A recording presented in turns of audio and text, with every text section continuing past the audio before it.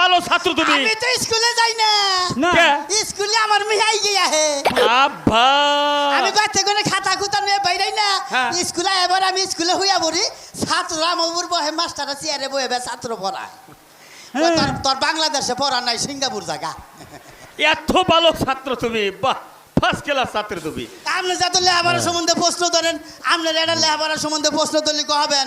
কি কহাব না কইয়া দেখো খালি। আমরা বাপেও কহাবো না।